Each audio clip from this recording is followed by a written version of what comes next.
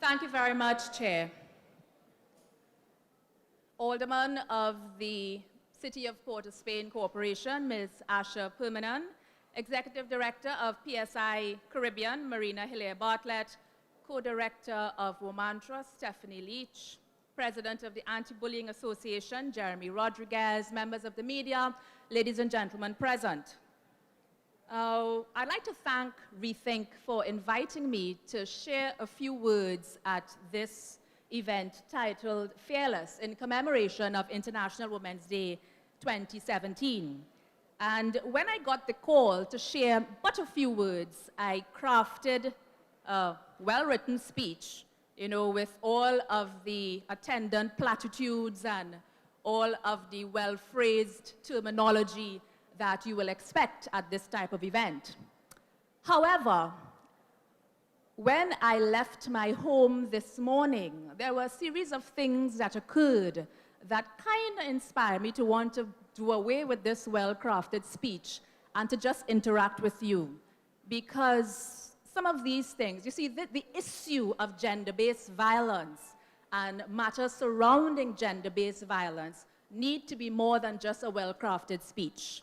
And it needs to be treated with more than just platitudes and wonderful phrases and great hashtags. We need to do more. First thing this morning, I was a guest on a television program speaking to issues around International Women's Day.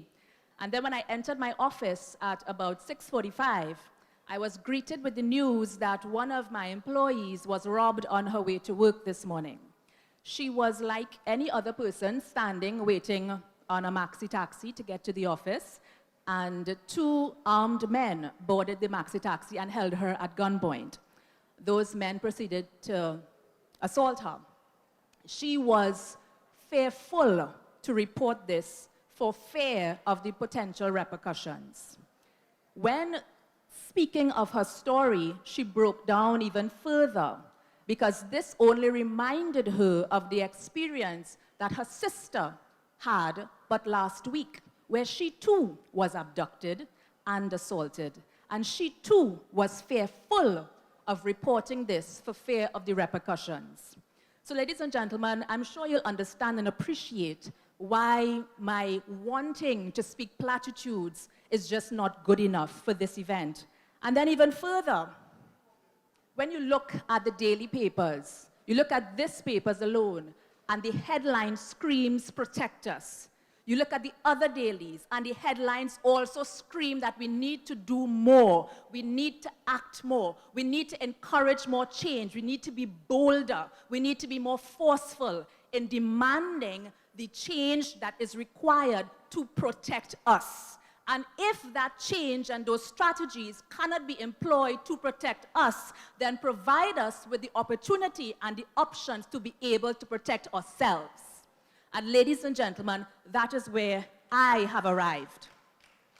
And based on that premise, I want to say it publicly that I want to recognize the Honorable Attorney General of Trinidad and Tobago for taking one bold step in ensuring the enactment of the Marriage Act, which ensures that there is an abolition of child marriages in Trinidad and Tobago, protecting our girls.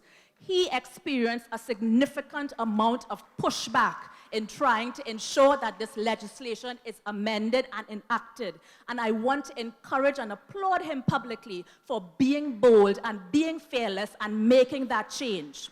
What I would also like to encourage is that he goes a step further, that he continues to operate in that bold manner, and he makes an amendment to the Firearms Act, Chapter 1601, Section 2, where the concept of ammunition includes the use of a non-lethal personal protection device, which is pepper spray. I would like to encourage him, amend that part of the act. Give women the right to carry pepper spray so that they can have the option to protect themselves. Simple. Be bold. Continue to operate in your bold move. I am certain you, Mr. Attorney General, will have the support.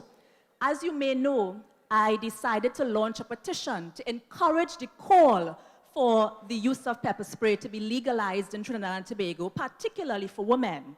In order so to do, I felt it imperative to be able to have a locus standi. A locus standi meaning that it must not just be Nicole Dyer Griffith doing this. It must be Nicole supported by as many people as possible. I set about to try to get 1,000 signatures on that petition. We got thousands of signatures on that petition, and that petition gave birth to other similar petitions, also calling for the legalization of this non-lethal personal protection device. As it stands, those petitions were given to the Honorable Attorney General, and I am sure, being the honorable gentleman that he is, he will be looking into it to make some positive change. So, ladies and gentlemen, that is but one of the areas that I would like to put forward for your consideration and for your contemplation as we continue to encourage bold strategies to respond to this thing that is definitely not the norm. And it is with that, I thank you for giving me the opportunity to share these few words with you, and I implore you to continue to stick around and encourage the other people coming up to speak of the issues, the implementations, and the other strategies that they will have to share with you. Thank you so very much, and enjoy the rest of your evening.